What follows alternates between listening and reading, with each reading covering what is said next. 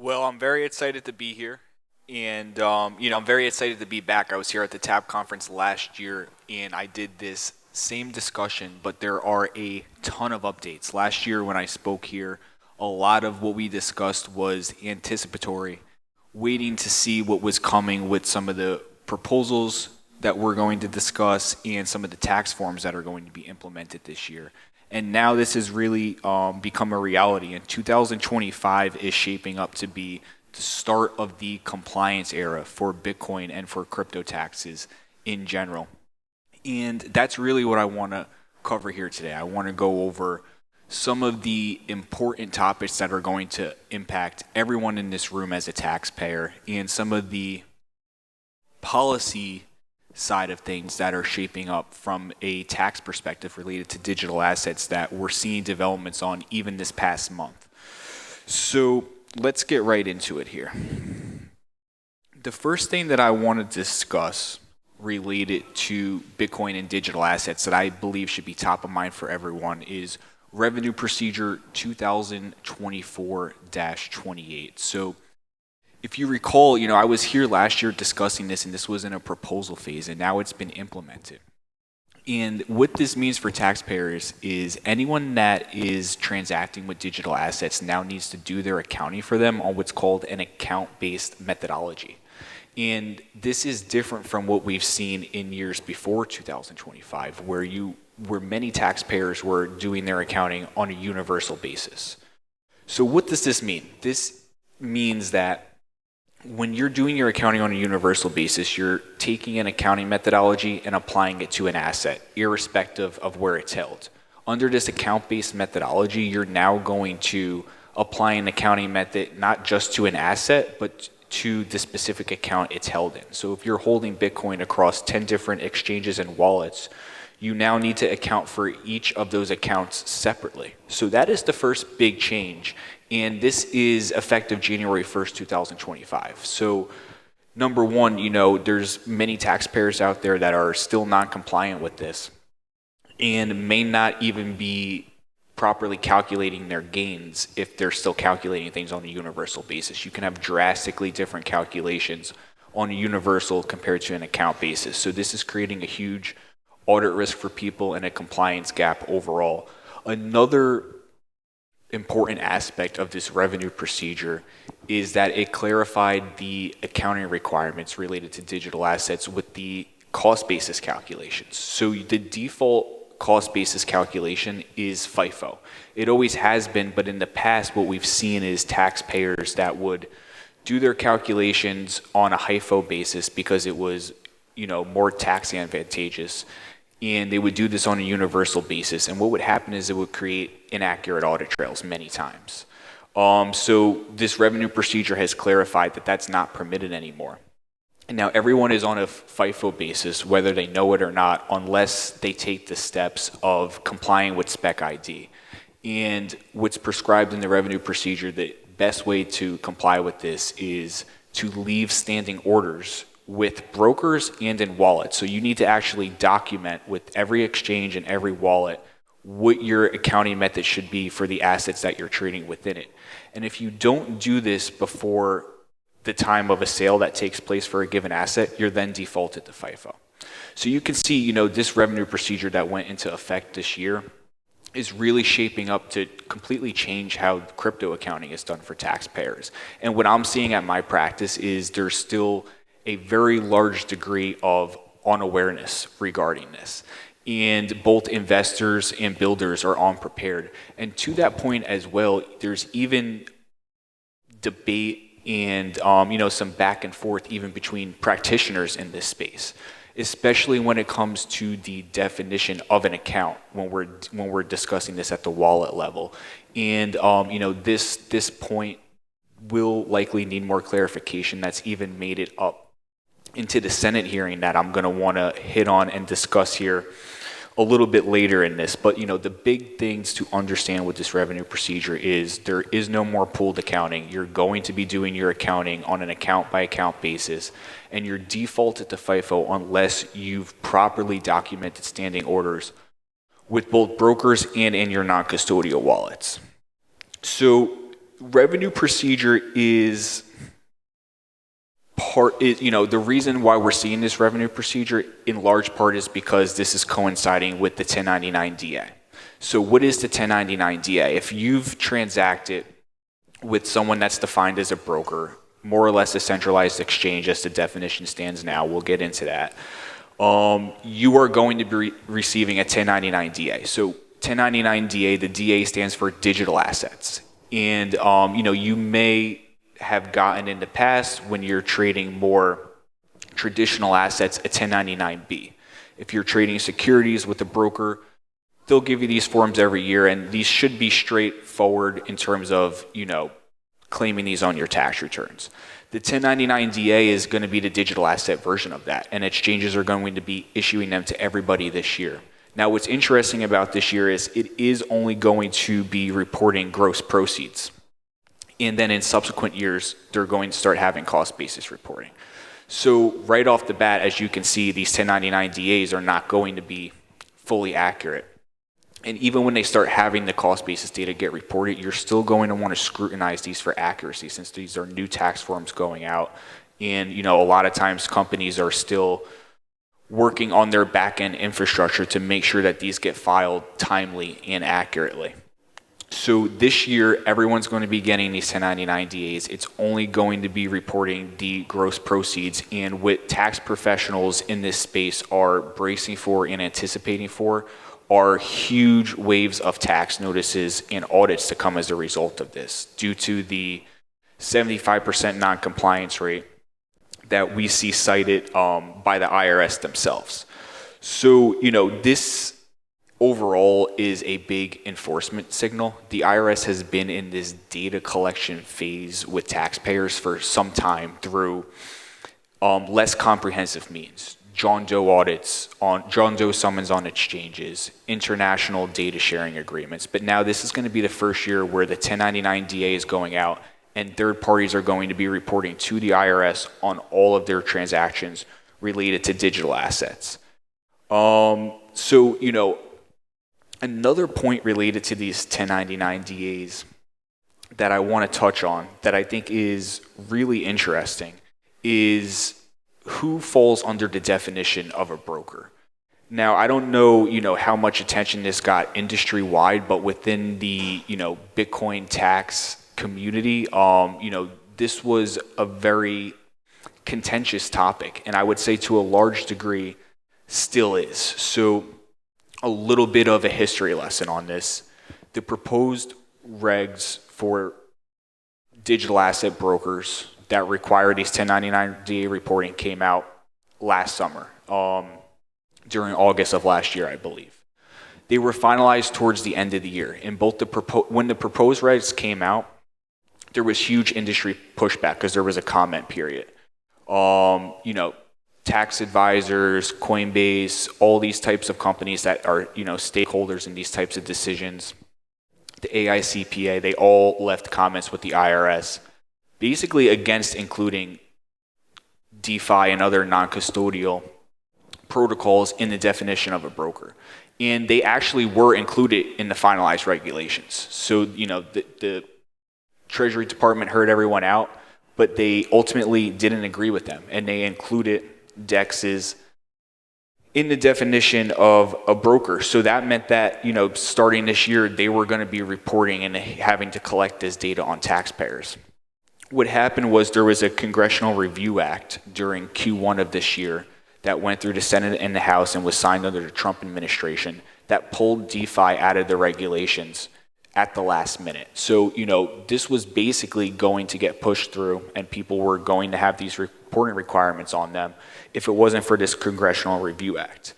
And what is important to understand about this is that's like very much a political process, and the Treasury is still aligned on including these types of providers in a definition of a broker. So in the future, if there's an administrative change, if the political winds are different overall with the administration and with Congress, we can see this come back on the table.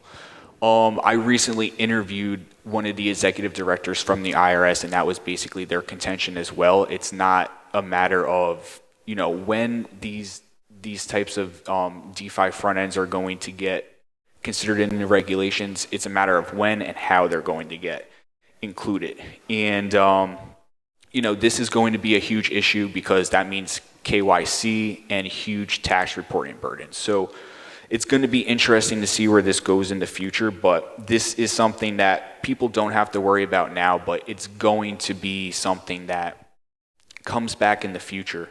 And to a large degree, starts to ensnare more taxpayers. And also, it's going to require KYC for DEXs. So that, to a large degree, people are not going to want to do that, and it's going to the tax regulatory environment in general is going to bring the issue of KYC to a head, and this is just one example of it. I'll cover more here as well. So, what this is all shaping up for, and like I said, what tax professionals are preparing for, is enforcement. And there's a huge enforcement wave that's going to be coming.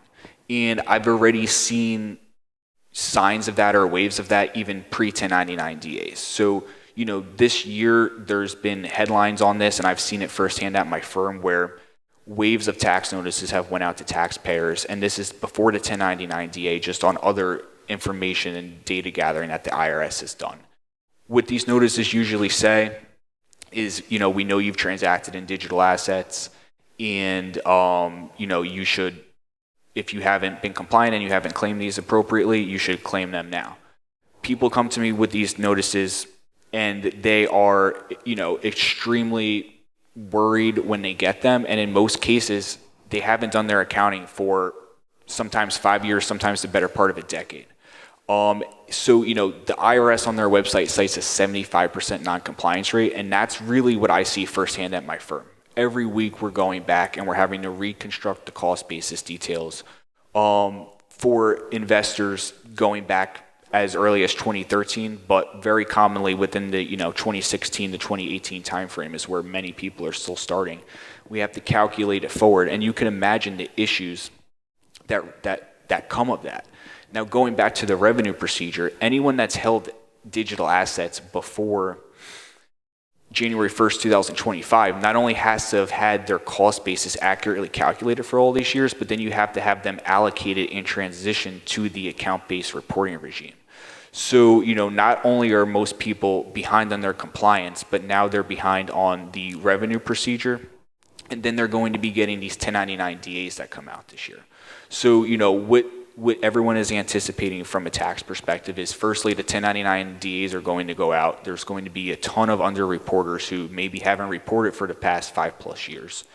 And the IRS isn't going to have to audit them at all, really. They're just going to send out an automated notice based off of, computerized matching. And that's going to compel a lot of people into compliance, just from that perspective. And then, when these audits do start to take place for taxpayers that do get more scrutinized, if they're not in compliance with this revenue procedure, if they're not properly, transitioning from the universal to the account-based, and they're not properly accounting for things in 2025 and beyond on this account-based regime, there's a huge audit risk there. Because again, the calculations on if you choose FIFO under universal, or FIFO under account-based, or Spec ID under universal, or Spec ID under account-based accounting regimes can be very different, and that's going to lead to audit adjustments. So, the 1099 DA is going to be the information push, and the revenue procedure is really setting the stage to where the accounting requirements are clarified, and most people are non-compliant. So, we've already seen some big headline cases with the IRS. I know Richard Baer is back in the headlines for his settlement with the IRS just a couple days ago. Because it is a tax deadline today on October 15th. I haven't even gotten to read into the latest details on that all too much. But two other big headlines outside of there is Richard Algren III and Waylon Wilcox. So Richard Algren III was really the first pure tax indictment that we saw from the Justice Department. And, what this ultimately led to, the story with Richard was he was accused of 3 to 4 years of filing false tax returns where he claimed a higher cost basis on his Bitcoin than was true according to the IRS. And he was facing 3 to 4 years in jail for each count of filing a false tax return. Eventually, he came to a plea deal with the Justice Department. 2 years in jail, but what I thought was really interesting is part of the plea deal was that he had to disclose his private keys to the Justice Department. And they restricted him transacting within those wallets without their approval, his wife as well. So, and we're talking, the case with Algorand was maybe for $4 to $8 million, and we're talking about $120 million on his ledger. So that is one of the bigger examples that we've seen so far. Another more recent one is Waylon Wilcox, who checked no on the box on the tax return saying that he didn't have digital asset activity, yet sold millions and millions of dollars, up to $13 million they're claiming, in NFTs. So his sentencing hasn't happened yet, but obviously, I'm anticipating something similar to the Algorand scenario, but I'm watching this closely. And we're going to see more of this here as we go into the future. So, a couple things that I usually hear people say when it comes to the audits is that, firstly, the IRS resources. Like, does the IRS have resources to audit all these people? And my response is, for most people, they're not even going to really need the resources to the degree that you believe that they do. First of all, you have the 1099 DA and the matching that they're going to be able to do. That's going to impact a large degree of the non-compliance there. And I've always thought, obviously, the lowest hanging fruit are the people that are non-compliant. You get them with matching. The next lowest hanging fruit are the people that are doing the wrong accounting methodologies. And I've always said this was the case even before this revenue procedure, but now it's even more so the case because they've clarified everything to set the stage for these audits. So the way that these audits are going to look, an IRS agent isn't going to learn about how to do Bitcoin accounting and then, go and reconcile your trades for 100 plus hours. There are publicly, this information is publicly available. There's RFPs for government contracts that have been publicly available that a lot of the crypto tax softwares that you may all be familiar with are working on at various stages with the IRS. Some of them will win the contract, some won't. But the government is contracting with the tax software companies, and then the tax software companies are basically partnering with crypto CPAs as subject matter experts. And that's really how you can expect a lot of these audits to look, is that the data is going to get collected from the taxpayer, and then under these agreements, they're going to get passed to one of the softwares that are part of these contracts, and then there's going to be an accountant like me that are reconciling the trades. Now, the other problem with this is that in a civil audit, the burden of proof to substantiate any position you take on your return as a taxpayer is on you, not on the government. So the other thing people say to me is, all right, well, when the IRS gets my transactions, good luck figuring it out. Then the IRS is going to get the transactions, hand you back a calculation that is not going to be favorable to you, and they're going to say the same thing back to you, basically. And then it's the burden of proof is on you to substantiate your basis. So, if you say this Bitcoin has a $50,000 basis and I've been holding it for 2 years, and they say, we don't have records of you purchasing it, so we think it's a zero basis, and we don't believe you've been holding it for 2 years. It's on you to substantiate that as a taxpayer. So all of the issues with the accounting records and the lack of basis details that burden starts to get pushed back on you as a taxpayer. And what that leads to is obviously you're going to be overpaying in taxes if you haven't properly taken the steps to get out ahead of all of this. So we're going to see a flood of these tax notices come with the 1099 DAs. It's going to get a ton of the non-reporters, and then we're going to see a sharp rise in these crypto-focused audits. And it's going to, continue to expand. And the Revenue Procedure 2024-28, I believe, has positioned the IRS very well when they're conducting these audits, because what I'm seeing, as a practitioner is most people are not in compliance with this. So real briefly, this isn't the core of the talk today because there's so many, pressing matters that are impacting investors and founders this year as taxpayers. But one of the next big risks that is going overlooked industry-wide is on-chain sales taxes. So if you believe that we're going to see on-chain commerce grow in the future, this is something else that companies need to be preparing for. And this extends to marketplaces that may be allowing Bitcoin transactions, NFTs that are being sold that are included in the definition of taxable digital goods by certain states.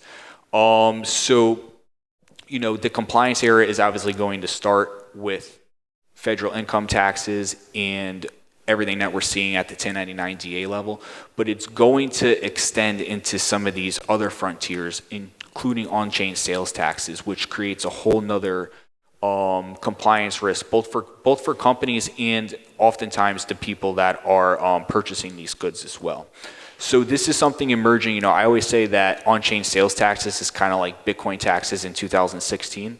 So maybe 5 years from now, when I'm giving this speech here, this will be like a much more wider issue that people focus on. But right now, it is largely going under the radar.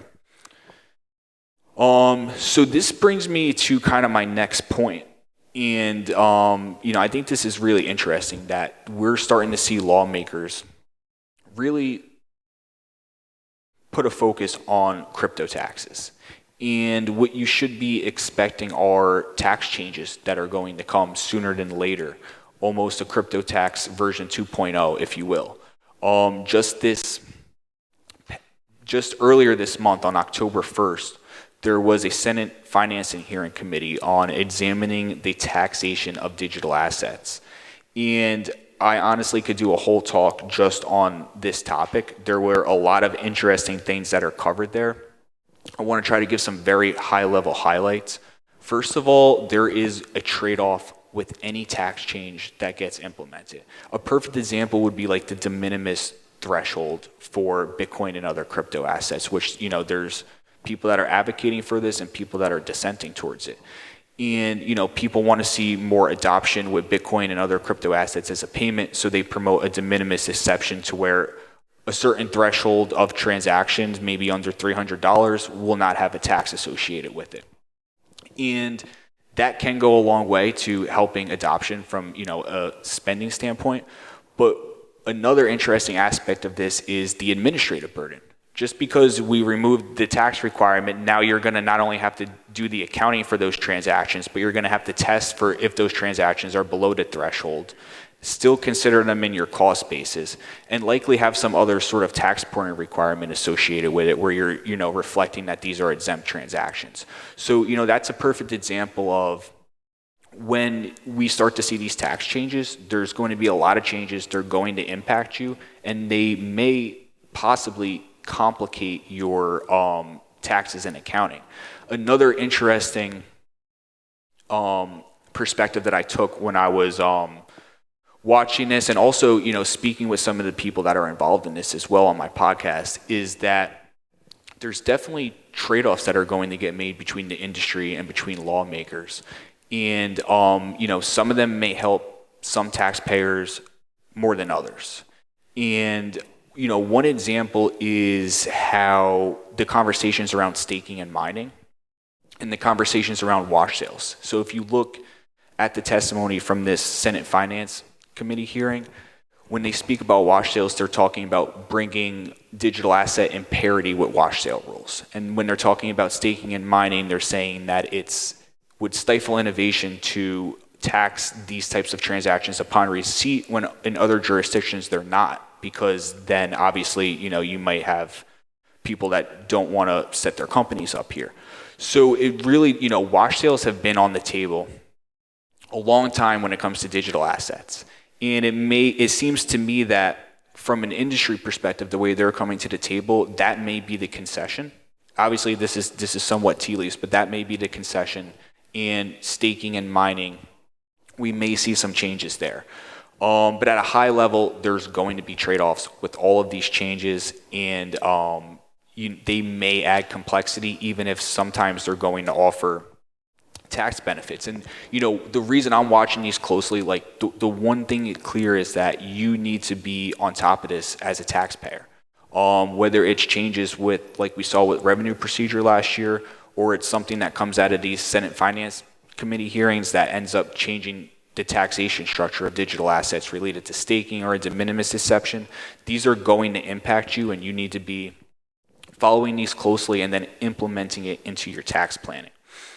So that's the bulk of what I wanted to hit on. The end point is that Bitcoin and digital assets in general are entering the compliance era, and you need to get ahead of this. Whether you're a founder or an investor, you need to make sure that you're set up to really not only survive but thrive as we go through this next stage of maturity, and Bitcoin starts to get more of a focus from a tax and accounting perspective. So that's mostly what I wanted to hit on. I'm happy to answer any questions, and also happy to speak with anyone after this as well. Again, I'm the director of Camuso CPA, and I host a podcast where we discuss these topics.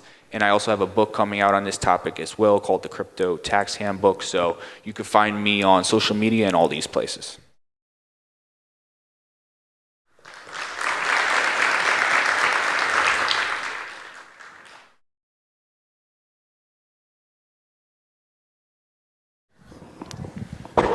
Hey, Patrick, thanks for your presentation.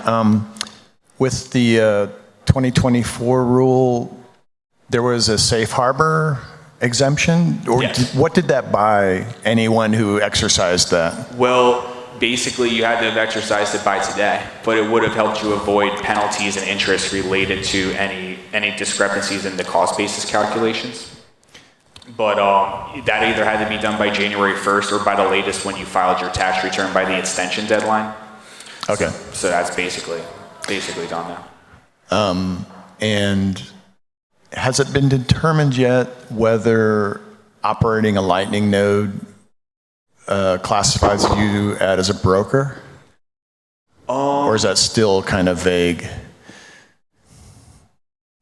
The broker definition is really focused more on the centralized exchanges. The Lightning Network is an interesting example. I don't believe it does, but I'm not positive on that.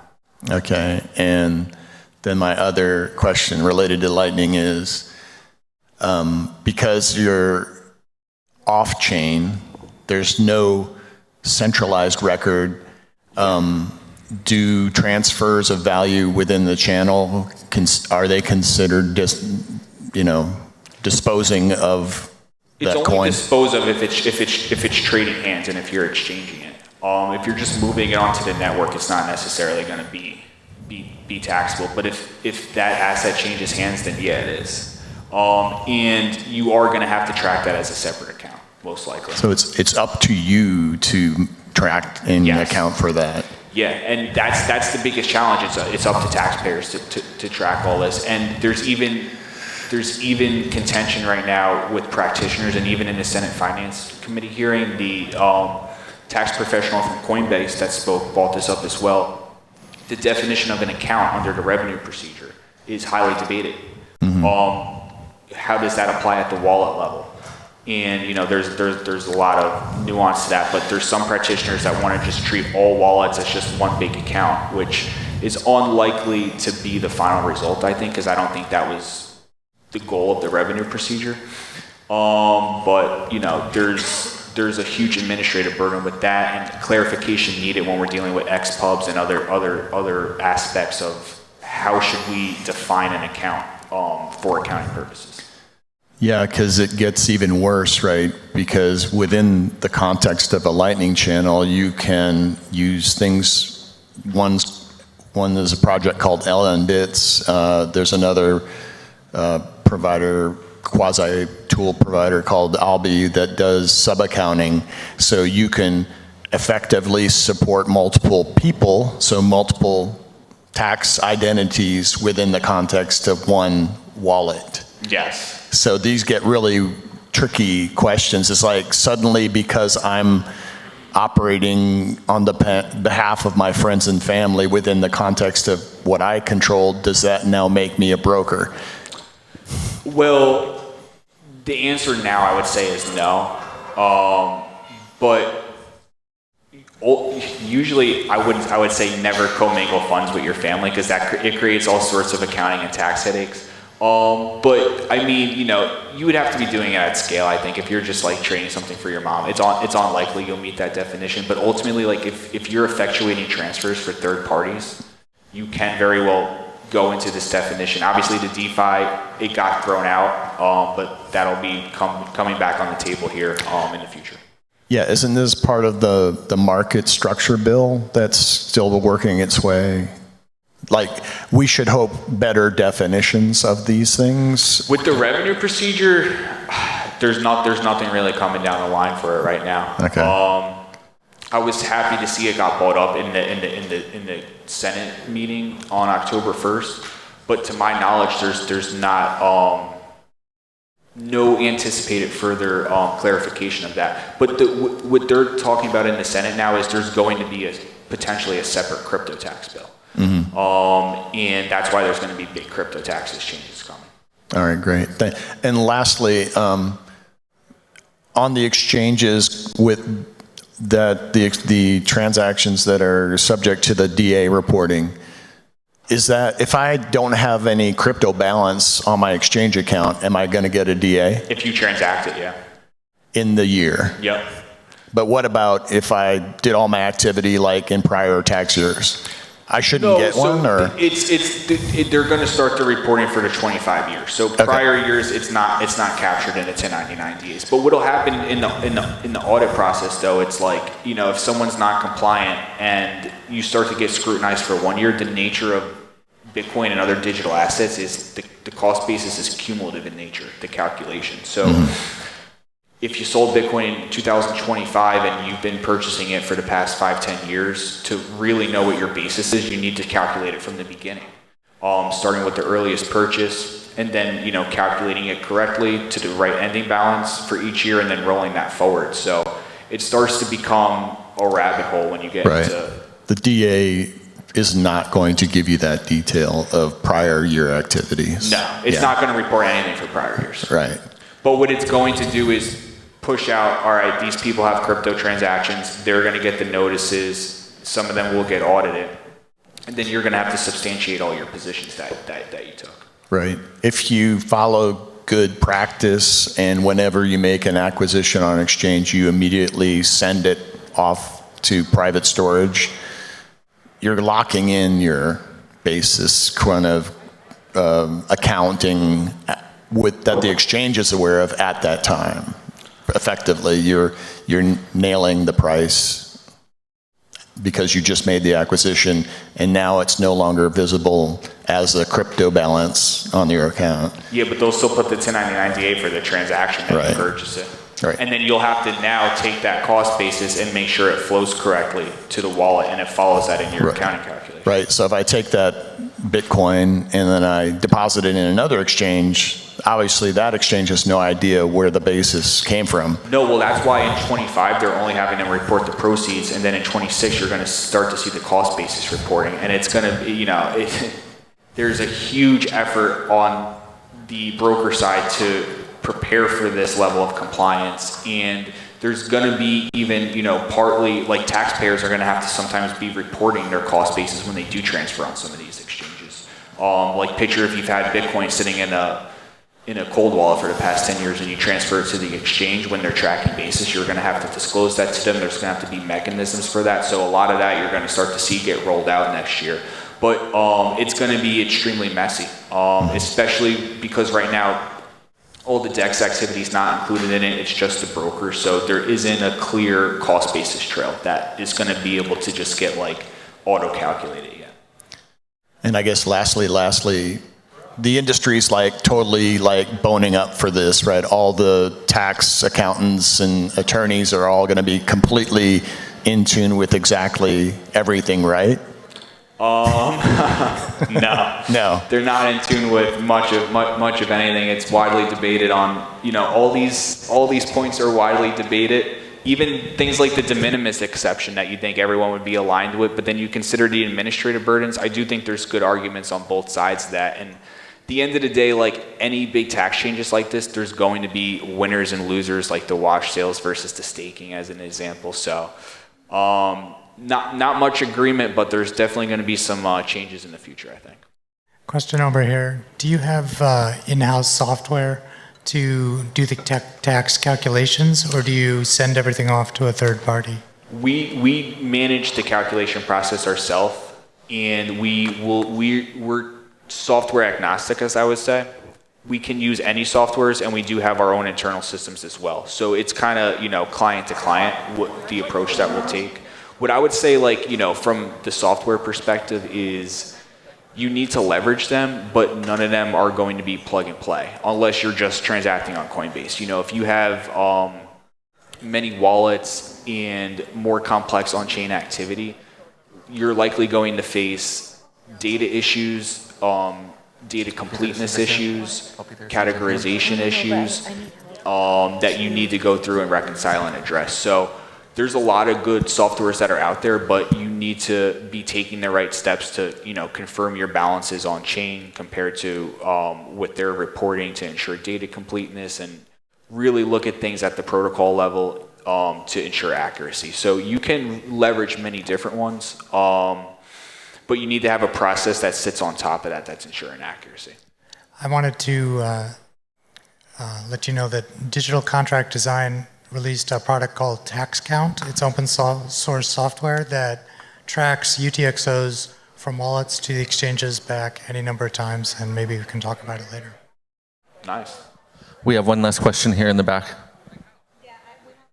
Sure. Yeah, you mentioned before default FIFO over here. Yeah. Yeah, you mentioned before default FIFO. Yes. And standing order. Yes. If you keep in a self-custodial wallet and you send it to an exchange, how do you establish like a standing order for your own self-custodial account? That won't get reported anywhere, but you want to document it, and you want to timestamp the documentation. So you could document it and timestamp it in like the letter to yourself. Yeah, and that will suffice. Exactly. So you have something stating that you're on a HIFO for Bitcoin in this wallet, and it's shown that you've pre-selected that before the transactions take place. Okay. And one other related question is, how often can you change your accounting methods, or can you once you've selected it? You can't. Ever? You have to do them consistently. Yeah. Forever? Yeah. Okay. Unless you file like a formal accounting change, but that would have to get approved. So most likely, no, you won't be able to change your accounting method. All right, I think we have time for one last question. Where was it? Over here?